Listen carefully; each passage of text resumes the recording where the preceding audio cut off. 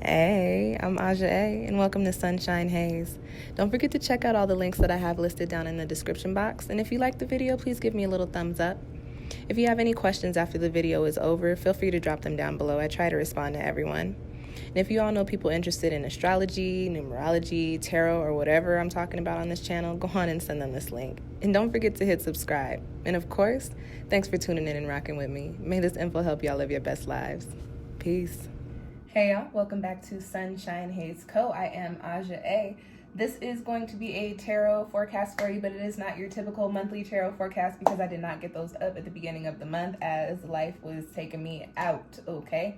But I did want to come in and give you guys a couple little messages before we close out this year. So this is your mid-month reading for December, okay? This is going to be a quick 3-card spread looking at the overall energy for you for these last couple of weeks of the year.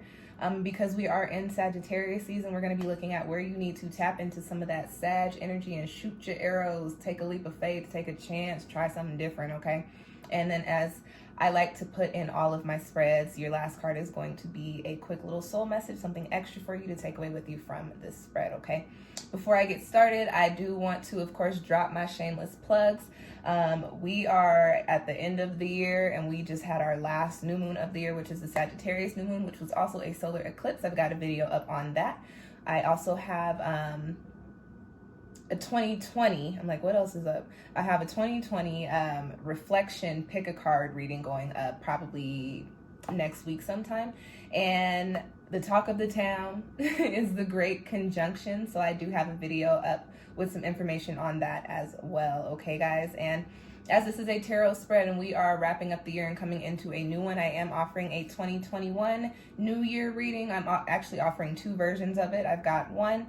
And then I've got another one that is extended, that is a little bit more money because you got to have something for everybody. So let's go on and get into it. This video is for the Geminis, Gemini Sun, Gemini Moon, and Gemini Rising. So before I get started with your messages, if you feel like what I'm saying is not resonating with you, go on and check out your Moon and or Rising sign, which I will have linked down below in the description box. Now, I had a very hard time shuffling these cards. If y'all watched the little shuffle snippet in the intro, and that happens for me when I shuffle for air and fire energies for some reason, but I've gotten a grip on that since I first started reading, but man, I'm like, what is going on? But I see now why I had to shuffle these cards so much, because Gemini, you have a very important, intense poppin' ass reading.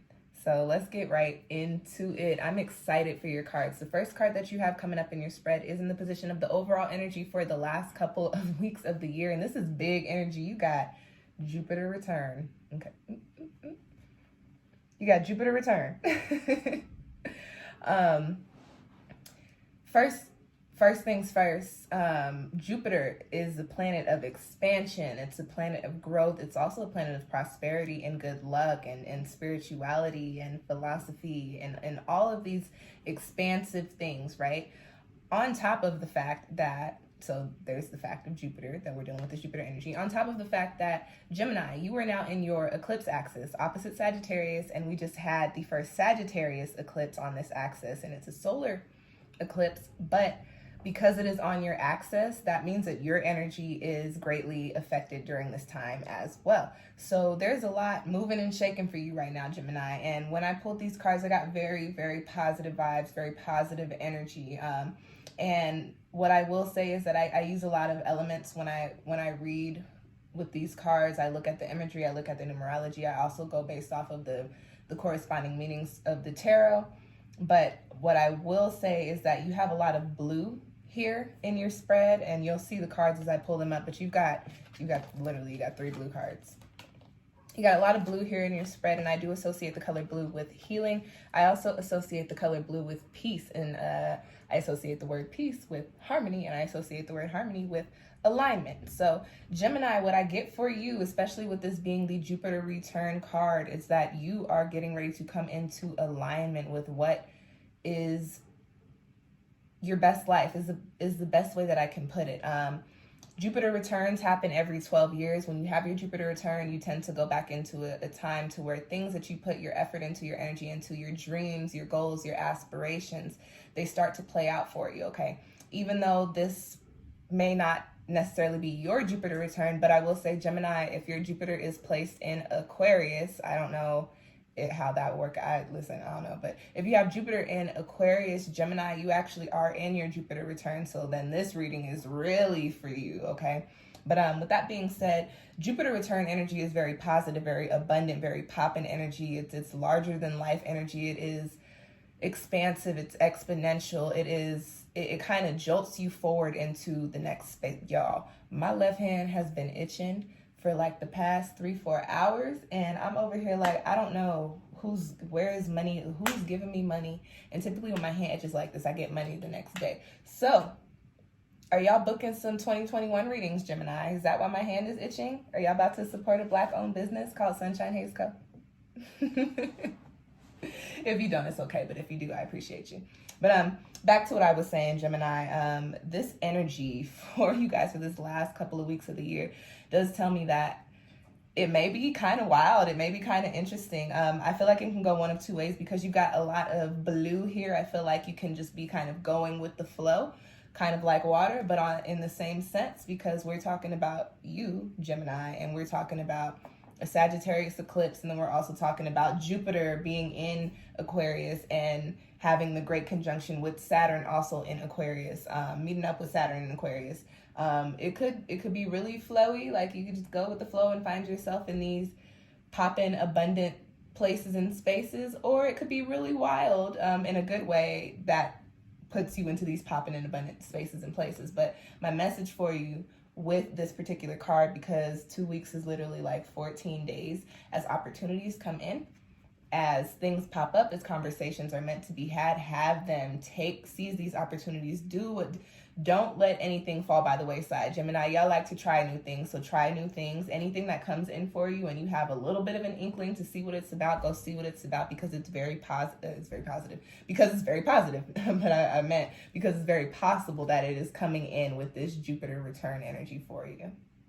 Next card that I've got coming up in the spread, Gemini, is in the position of where you need to tap into your opposite sign's energy, Sagittarius, and shoot your arrows in these last couple weeks of 2020. And you've got the scribe here, okay? And this is an air card. And this is a card of communication. It's also a card of writing. So I have a couple of messages here for you Geminis that are in the creative field, especially for you Geminis that are writers, whether that be writing for film, whether that be writing, articles, writing poetry, writing music. If you compose any type of anything, even if it's not writing, but because this is a scribe card, I will say that there is a special message here for the Gemini writers. If you compose anything, especially if you are a writer, you need to shoot your arrow into ideas, and they're gonna pop up for you. I'm gonna say something that's gonna sound crazy. You're gonna be like, what? But it'll make sense when it comes in for you. Shoot your arrows into working on revisiting, working on those rough drafts, pulling out those old scripts, pulling out some old essays, pulling up some old stories, some old poems, especially some ones from a long time ago. Think about the ones that you really admired, because for some reason, doing some sort of work on them during this time is going to bring you into Jupiter return energy. Lots of opportunities there for you, okay? Now, on the other hand, for those of you that are not writers, the general message with this scribe card here, I get the sense that something big, something major, something very transformative, especially because we're having an eclipse right now, although it's not your eclipse, it's on your axis. So big, transformative, major energy coming in for you anyway, Gemini, by way of conversation, some sort of communication, by way of either reading a book or picking up some knowledge,